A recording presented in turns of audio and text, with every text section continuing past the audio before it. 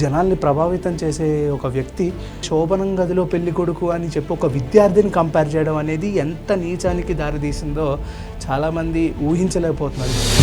చిన్నపిల్లల్ని శోభనం పెళ్లి కొడుకుతో పోల్చడం అనేది కరెక్టా అని నేను మిమ్మల్ని ఎవరైతే ఇక కామెంట్ బాక్స్లో కామెంట్ పెట్టేవాళ్ళని అడుగుతున్నా. మీ ఇంట్లో నుంచి ఏం తీసి ఇవ్వట్లేదు నరసింహారావు గారు. మీ ఇంట్లో నుంచో మీ కొడుకు సంపాదించిందో మీకు ఇచ్చిన కట్నం ఆస్తో లేకపోతే మీకు వచ్చే జీతమా మీరు ప్రవచనాలకు తీసుకుంటున్న డబ్బులో దాంట్లో నుంచి ఏమి ఇవ్వట్లేదు. ఉచిత సలహాలు మీరు ఎవరికి చెప్తున్నారండి? రాజ్యాంగం హక్కును కల్పించింది. ఆ హక్కును ఎందుకు కాల రాస్తుందో మీరు అని నేను మిమ్మల్ని అడుగుతున్నా. అది కరెక్టేనా? దీనికి మీరు సమాధానం చెప్పాలి. కొంతమంది ఏం పెడుతున్నారు, మేము ట్యాక్సీలు కడుతున్నామండి అంటున్నారు. కొంచెము సోయిండి పెట్టారు. గుడ్డ గాడిద గుడ్డ అన్నారు. అసలు గుడ్డ అంటే ఏంది, గాడిద గుడ్డ అంటే ఏంది? ఎంత వెటకారం అండి. కార్పొరేట్ కంపెనీలలో గూగుల్ అట్లాంటి సంస్థలలో గూగుల్లో జాబులు చేసే వాళ్ళకు లక్షల లక్షల జీతాలు ఉంటాయి. మరి వారికి అన్నం ఎందుకు పెడుతున్నారండి? ఎవరైనా పెట్టమని చెప్పారా? ఏముంటాయండి? గాడిద గుడ్డు అన్నావు కదా, మరి నెయ్యి వేసుకొని ఎందుకు తింటావు? నువ్వు నెయ్యి లేని తినగలుగుతావా? మీరు మినరల్ వాటర్ ఎందుకు తాగుతారండి? మీరు ప్రవచనాలు చెప్పుకుంటూ మధ్య మధ్యలో ఎనర్జీ కోసం తింటుంటారు కదా. శోభనం పెళ్లి కొడుకు అంటే అంతో ఇంతో నువ్వు మంచిగా ముస్తాబాయి వస్తావు, నువ్వు కూర్చుంటావు. నిన్ను అంతో ఇంతో నిన్ను అంటారు. నా చిన్నపిల్లల దగ్గర ఏముందని చెప్పి వాళ్ళను శోభనం పెళ్లి కొడుకు అంటున్నారు. నమస్కారం, welcome to dial news. So మనందరికీ తెలుసు ఈ రీసెంట్ టాపిక్స్ గురించి, కరెంట్ అసలు ఏం జరుగుతుంది ఏంటి అనే పాయింట్లో ఒక ప్రవచనాలు చెప్పే ఆయన ఇటువంటి మాటలు మాట్లాడడం అనేది చాలా బాధాకరం. అండ్ ఈ యొక్క టాపిక్ గురించి చాలా యొక్క విచారణలు దాని మీద అనాలిసిస్ చేస్తూ చాలామంది పెద్దలు మాట్లాడారు. సో అలాగే మన ముందు ఈరోజు the fire brand mother foundation chairperson, the social activist Sandhya Reddy గారు ఉన్నారు. Let's talk and discuss about, అంటే దీని గురించి తెలుసుకునే ప్రయత్నం మనం ఇప్పుడు చేద్దాం. Hi ma'am. నమస్కారం.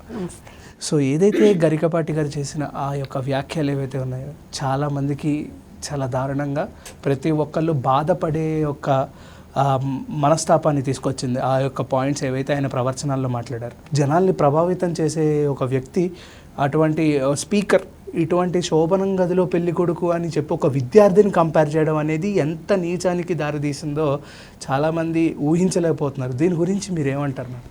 ఒక్కటేంటంటే, నేను యాక్చువల్లీ గరికపాటి గారి అభిమాని.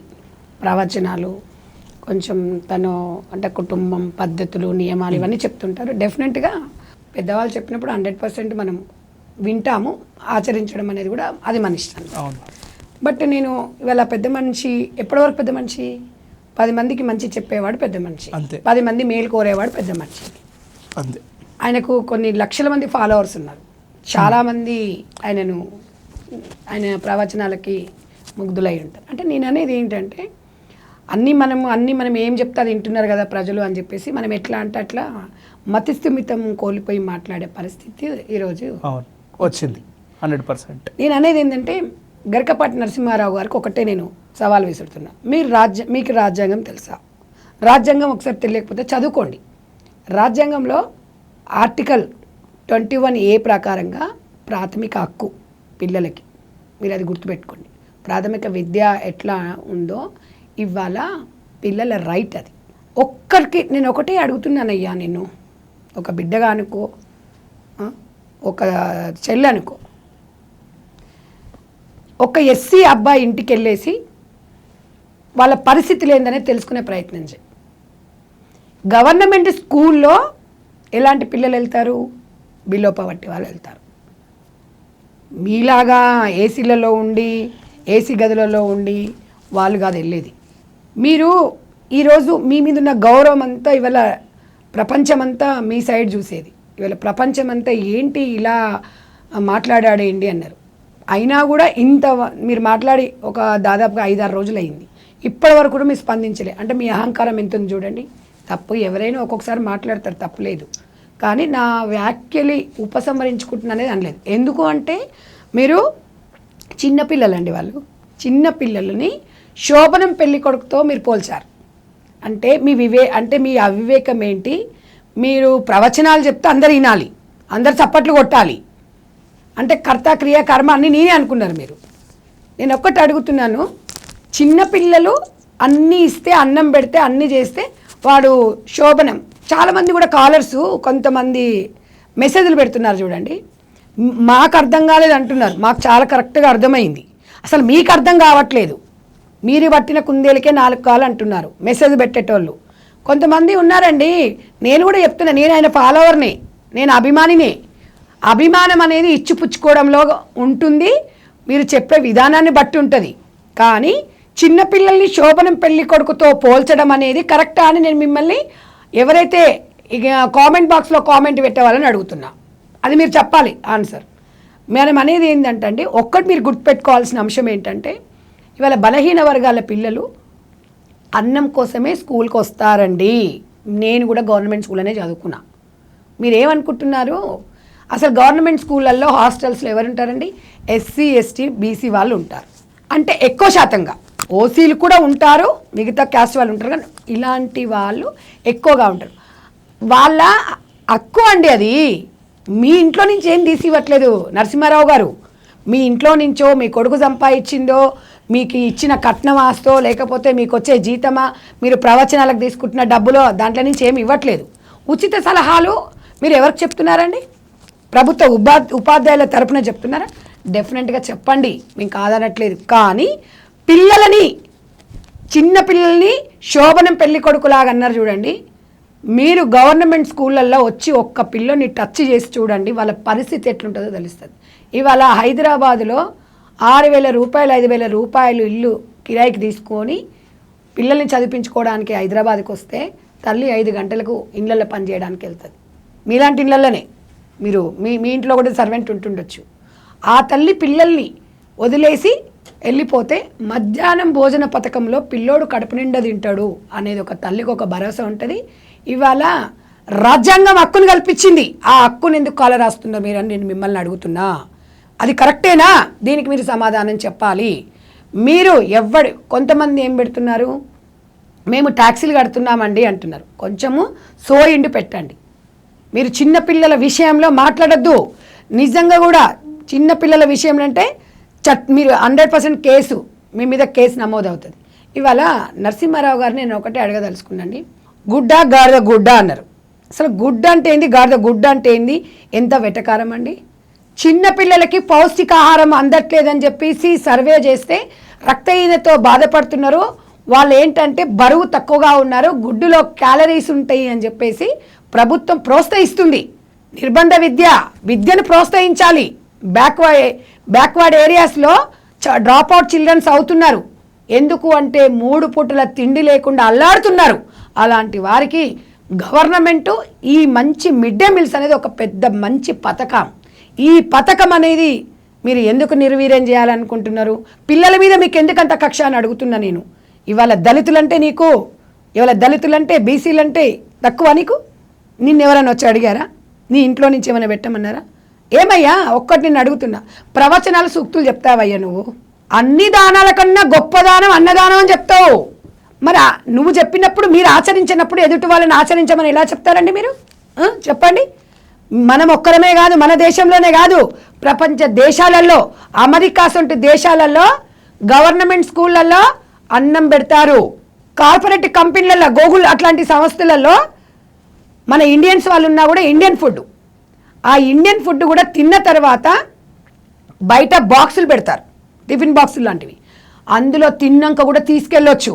అండి, గూగుల్లో జాబులు చేసే వాళ్ళకు లక్షల జీతాలు ఉంటాయి. మరి వారికి అన్నం ఎందుకు పెడుతున్నారండి? ఎవరైనా పెట్టమని చెప్పారా? కదా. అంటే అన్నదానం అనేది గొప్ప దానం, అది గుర్తుపెట్టుకోండి. అది మీరు మర్చిపోతున్నారు. మీరు పిల్లల గురించి ఇంత నీచంగా మాట్లాడడం, మీ సంస్కారం అనేది అసలు మీరు ఇన్ని సంవత్సరాల తర్వాత ఇంత సంస్కారం అన్నారు కదా, వయసు మలుతుంది వదిలేయండి అంటున్నారు. వయసుకు తగ్గట్టు మాట్లాడాలి మీరు అంటున్నారు. నన్ను కొంతమంది ఎట్లా అంటున్నారంటే, ఆయన వయసుకి గౌరవించరా అన్నారు. వయసు గౌరవం ఎప్పుడు ఉంటుందండి? ఇచ్చిపుచ్చుకునడంలో ఉంటుంది. మీరు రెస్పెక్ట్ ఇస్తే మేము రెస్పెక్ట్ ఇస్తాం, మేమిస్తే మీరు ఇస్తారు. అంతేగాని వయసు పెద్దగా ఉంది, నేను బాగా చదువుకున్నాను, నాకు ప్రవచనాలు వచ్చు, మేము ఏది పడతా చెప్తే మీరు వినాలి అనేది ఎక్కడదండి? నేను ఒకటి మిమ్మల్ని సవాలు విసురుతున్నానండి. ప్రైవేట్ స్కూళ్ళల్లోకి పోయేటోళ్ళు బీదవాళ్ళు కాదు. సరే, ఎవరో ఒకరు బీదవాళ్ళు ఉన్న పిల్లల చదువు కోసం అని చెప్పి పోతుండొచ్చు, కానీ వాళ్ళకి మంచిగా బాక్సులు కట్టి తల్లిదండ్రులు కార్లలో దింపి సాయంత్రం స్నాక్స్ బోర్నమీట ఇవన్నీ పెడతారు. మరి ఇలాంటి బిలో పవర్టీ పేదరికంలో అల్లాడుతున్నారు. వాస్తవంగా తినడానికే వస్తారు. మీకేమీ నొప్పి అని అడుగుతున్నా, మీకేమీ బాధ? మీరెవరు అడగడానికి? ఇవాళ అమ్మ పనికి వెళ్ళిపోతే పిల్లలు స్కూల్లో వచ్చి ఆ ఒక్క పూట అన్నం తిని 3 పూటలు అన్నం పెట్టలేని పరిస్థితిలో కొన్ని కుటుంబాలు ఉన్నాయి. ఆ కుటుంబాలను చూసి మీరు మాట్లాడాలి. పలిసిన వాళ్ళకి ఏముంటుందండి? రోజు దావతులే ఉంటాయి, రోజు పరమన్నాలే ఉంటాయి. ఏమయ్యా గుడ్డులో ప్రోటీన్స్ ఏముంటాయండి? గుడ్డు అన్నావు కదా, మరి నెయ్యి వేసుకొని ఎందుకు తింటావు? నువ్వు నెయ్యి లేనిది తినగలుగుతావా? చెప్పండి. మీరు మినరల్ వాటర్ ఎందుకు తాగుతారండి? మీరు ప్రవచనాలు చెప్పుకుంటూ మధ్యలో ఎనర్జీ కోసం తింటుంటారు కదా. ఆ చిన్నపిల్లలు ఏమన్నారా? నేను శోభనం పెళ్లి కొడుకంటే అంతో ఇంతో నువ్వు మంచిగా ముస్తాబాయి వస్తావు, నువ్వు కూర్చుంటావు, నిన్ను అంతో ఇంతో నిన్ను అంటారు. ఇంకా చిన్నపిల్లల దగ్గర ఏముందని చెప్పి వాళ్ళను శోభనం పెళ్లి కొడుకు అంటున్నారు. మీరు అందరు కాలర్స్, మీరు ఎవరైతే ఈ వీడియో చూస్తున్నారో మీరు అర్థం చేసుకోండి. నేను మాట్లాడింది ఇవాళ ఆయన మాట్లాడింది 100% నేను అర్థం చేసుకొని మాట్లాడుతున్నాను. అభిమానం వేరు, కించపరచడం వేరు. మీకు రాజ్యాంగం మీకు స్వేచ్ఛనిచ్చినప్పుడు రాజ్యాంగం ప్రభుత్వ పరంగా ఇవాళ వాళ్ళ హక్కు, వాళ్ళ రైట్గా కనీస బాధ్యత అది. ఇవాళ గవర్నమెంట్ బాధ్యత, ప్రజలు అంటే గవర్నమెంట్ అంటే ప్రజల సొమ్ము ప్రజలే తింటున్నారు. నీ ఇంట్లో నుంచి ఏమైనా పెడుతున్నావయ్యా? అర్థం చేసుకోండి మీరందరూ. ఇది కొంతమంది అసలు ఎలా పెడుతున్నారంటే కొంచెం కూడా అది లేదండి మీకు. ఆయన మాట్లాడుతుంటే మనం అందరం చప్పట్లు కొడుతున్నామంటే ఈ చిన్నపిల్లలు ఏ పాపం చేసిరని వాళ్ళ నోటి కాడిది ఎందుకు మీరు కాదంటున్నారు? మీకెవరిచ్చారండి ఆ రైటు? చెప్పండి. మీరు ఎవరిచ్చారు? ఇవాళ ఎవరు అడగటం లేకనా? మీకు ఇవ్వాలా పద్మశ్రీ అవార్డు ఎందుకు ఇచ్చారండి? మీరు చెప్పే ప్రవచనాలు, మీరు ప్రజలను మమేకం చేస్తున్నారని మీకు ఒక గౌరవప్రదంగా పద్మశ్రీ ఇచ్చారు. అది ఎవరి నుంచి వచ్చిందండి? ప్రజల నుంచి వచ్చింది. ఏ ప్రజలనైతే ఇవాళ అవమానపరుస్తున్నావో బేషరతుగా నువ్వు ఎస్సీ ఎస్టీ బీసీ గవర్నమెంట్ స్కూళ్ళలో చదువుకునే వాళ్ళని ఈ స్కీమ్ వద్దు, ఇది బాగాలేదు, ఇలా చెయ్యొద్దు, బుక్కులు ఇవ్వద్దు, పెన్నులు ఇవ్వద్దు, ఏమి ఇవ్వద్దు అని చెప్పినావు చూడు, వ్యాఖ్యలకు ఉపసంహరించుకోవాలి. స్కూల్ యూనిఫామ్స్ దేనికోసం ఇస్తారయ్యా? బీద గొప్ప తారతమ్యం లేకుండా అందరూ ఒకే విధంగా, కులాలు మతాలకు అతీతంగా ఒకే విధంగా పిల్లల మనసులో పడకూడదు. పిల్లలు మనమంతా ఒకటే, మానవులంతా ఒకటే అనే విధంగా ఇవాళ గవర్నమెంట్ ప్రోత్సహిస్తుంది. నిజంగా కూడా ఇవాళ గవర్నమెంట్ డ్రాప్ అవుట్స్ కాకుండా పిల్లలకి ఏదో ఒక రకంగా, పిల్లడు స్కూల్కి పోవాలంటే మనం ఏదో ఒకటి ఇచ్చి పంపిస్తాం, చాక్లెట్ ఏదో ఇస్తే వెళ్తారు. అంత మాత్రం పిల్లలు చెడిపోతారండి? పిల్లల నోటికాడు తింటారండి మీరు? ఇవాళ గవర్నమెంట్ కూడా పిల్లలు స్కూల్కు రావాలి అంటే ఒక పూట అన్నం దొరుకుతుందని వచ్చే వాళ్ళు ఉంటారు. ఏమండి మీరు ఒక మాట అన్నారు, మీ పిల్లలన్నా మీరే మీ పిల్లలకి మీరే పెట్టాలండి ఫుడ్ అన్నారు. పెట్టరండి, వాళ్ళ దగ్గర లేదు. గవర్నమెంటు వాళ్ళు పిల్లలకు అన్నం పెడుతున్నప్పుడు మీకున్న ప్రాబ్లం ఏందో చెప్పాలి. ఒక విషయం ఇవాళ మీరు మాట్లాడిన మాటలు మొత్తం దేశవ్యాప్తంగా సంచలనం పెద్ద పెద్ద వాళ్ళు చెప్తున్నారు. ఎందుకంటే మీకు సంస్కారం ఉందనుకున్నాం కానీ ఇంత సంస్కారహీనులైతే నేనైతే అనుకోలేదు.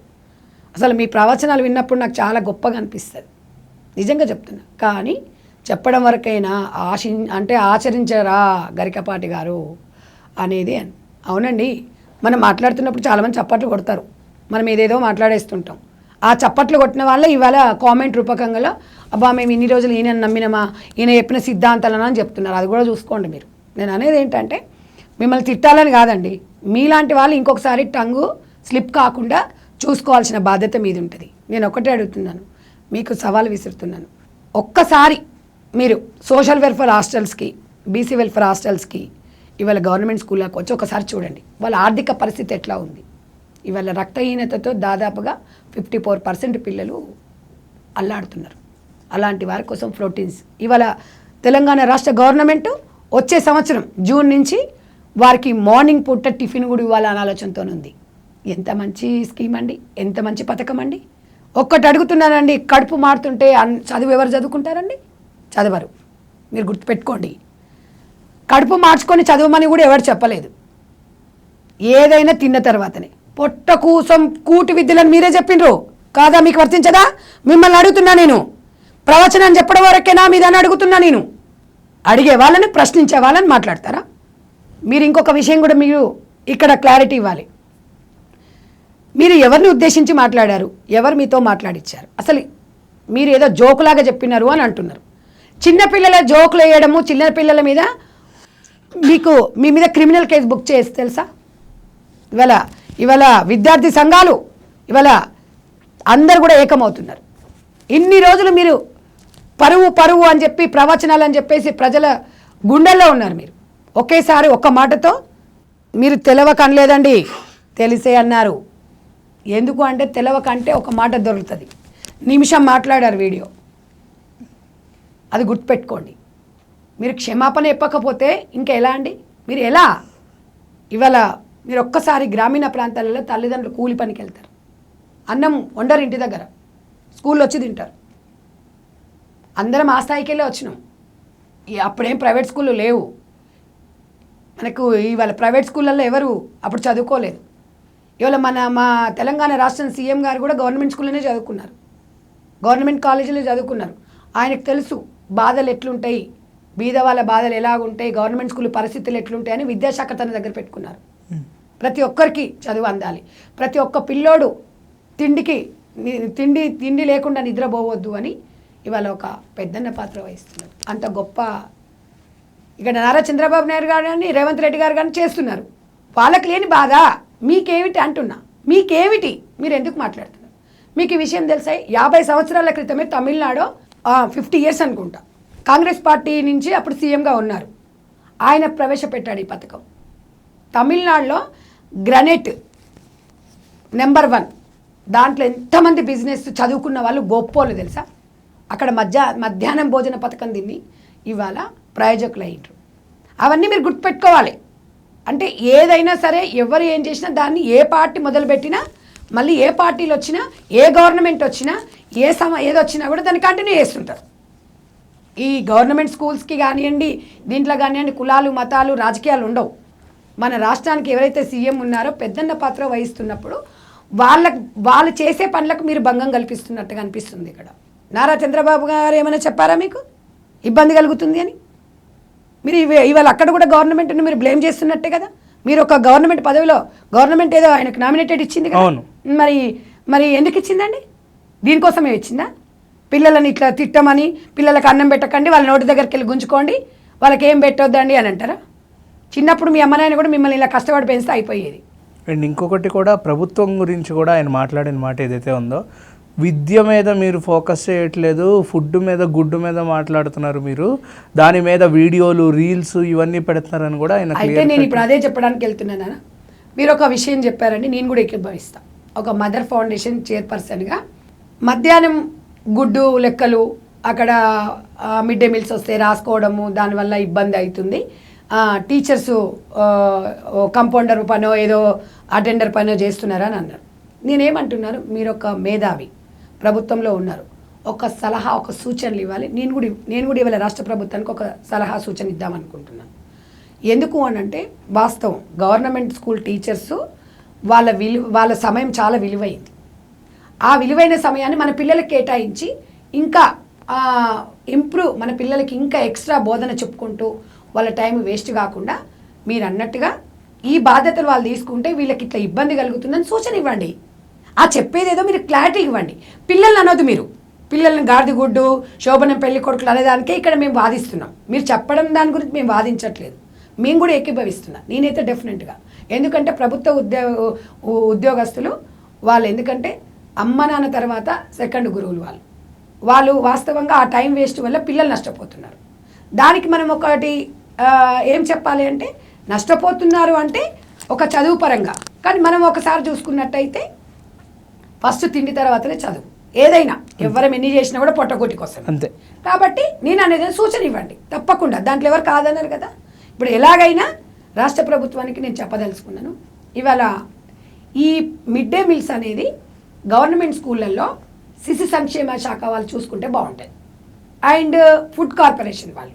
ఎందుకు అంటే ఎలాగైనా ఈషా ఫౌండేషను లేకపోతే నాంది ఫౌండేషన్ వాళ్ళకే ఇస్తారు. ఎక్స్ట్రా వాళ్ళు ఒక వాలంటీర్స్ని పెట్టేసి ఈ ఫుడ్ పెట్టేటప్పుడు ఒక 1 hour వాళ్ళని కేటాయించి అదనంగా ఒక స్కూల్కి ఒకరో ఇద్దరో ఉండి పెట్టిండ్రు అనుకోండి, ఉపాధ్యాయుల సేవలు ఇంకా మనం ఎక్కువ ఉపయోగించుకోవచ్చు అనేది నా వాదన. ఓకే.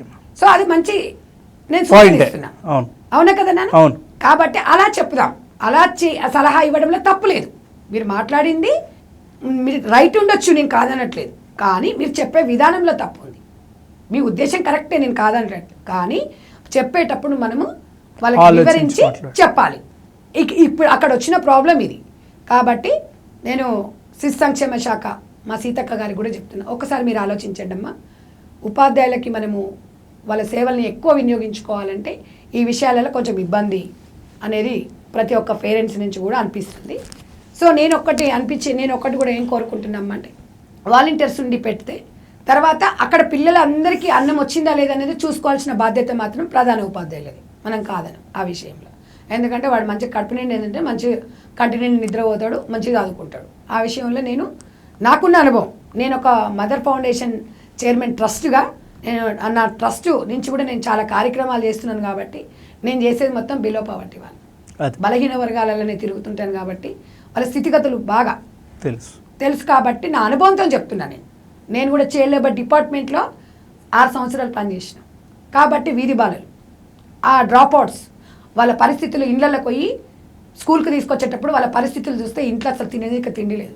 స్కూళ్ళల్లోకి పెడితే స్కూల్కి వస్తే అన్నం, ఒక పూట అన్నం దొరుకుతుందని పిల్లలు ఆశతో వచ్చి, చిన్నపిల్లలు కదా ఆశతో వచ్చి తిని చదువుకుంటారు. మనకి ఎట్టొచ్చినా సరే అండి, నేను ఒకటి అడుగుతున్నా, చిన్న పిల్లలు మారం చేస్తుంటారు.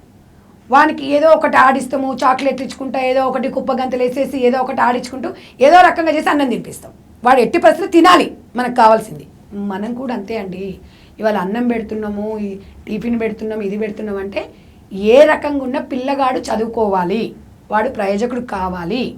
అది మన రాష్ట్ర ప్రభుత్వాలు 100% బాధ్యత వహిస్తుంది. దయచేసి ఇలాంటి చెత్త సలహాలు ఇవ్వకండి, ఉచిత సలహాలు, చెత్త సలహాలు ఇవ్వకండి. నేను కోరుకునేది అదే. మిమ్మల్ని ఇవాళ అసలు మీ పేరు వింటేనే చాలామంది అబ్బా అసలు గరికపాటి గారు ఎంత బాగా మాట్లాడతారండి అనేవాళ్ళు, మరి ఏంటంటే ఆయన నోరు అలా మాట్లాడేశారేంటి అనే విధంగా ఉన్నారు.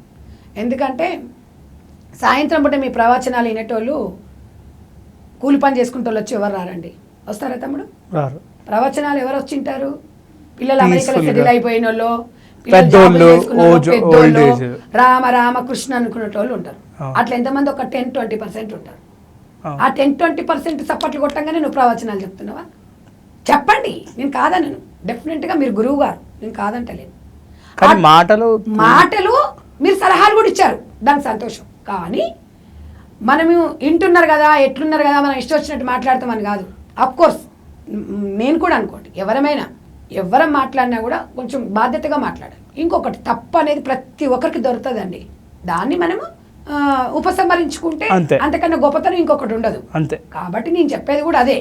మీ మంచి ఉద్దేశమైనా కూడా చెప్పే విధానంలో అన్నం ఇట్లా తినేదానికి ఇట్లా తినడానికి చాలా తేడా ఉంటుంది. మీరు అలా చెప్పారు కాబట్టి ఇంకొకసారి మీరు అలా ఇవాళ ఎంతమంది ట్రోల్ చేస్తున్నారండి, బాధగా అనిపిస్తుంది. ఎందుకంటే మీరు ఒక వెలిగారు ఒక్క మాటతోని. చూడండి ఎంత గలీజ్గా ఈరోజు ఆకాశం నుంచి పాతాళం అనుకో. అంతే కదా నాన్న, నేను అనేది ఏంటంటే ఆ చిన్నపిల్లల మొహంలో ఆనందం చూడాలి. ఇంకొకటి, గవర్నమెంట్ ఇదంతా సెర్చ్ చేసి సర్వేలు చేసి పెద్ద స్కీమ్ ఇది, ఒక పెద్ద మంచి పథకం ఇది. ఒక పిల్లోడు ప్రోటీన్స్ లేక ఎన్ని క్యాలరీస్ పెట్టాలి అనేది దీనికి అంతా ఒక కమిటీ ఉంటుంది. ఆ కమిటీ నిర్ణయించి ఒక పిల్లోడికి ఎంత పౌష్టికాహారం అందించాలని. ఇవాళ గర్భిణీ స్త్రీలు అంగన్వాడీ స్కూళ్ళల్లో అన్ని పిల్లలకు పాలు ఇవన్నీ గుడ్లు ఎందుకు ఇస్తున్నారు? పౌష్టికాహారం అందియాలే, కనీస బాధ్యత గవర్నమెంట్. వాళ్ళకేం బాధ లేదు. ఇవాళ శ్రీమంతాలు చేస్తుంటారు అంగన్వాడీ స్కూల్లో. ప్రెగ్నెంట్ ఉన్న వాళ్ళకు కూడా అన్నం పెడతారు. వాళ్ళకి ఎందుకు పెడతారు? వాళ్ళు ఏదో పనిలో వాడో ఒక పూట ఉండో లేకనో తినరు.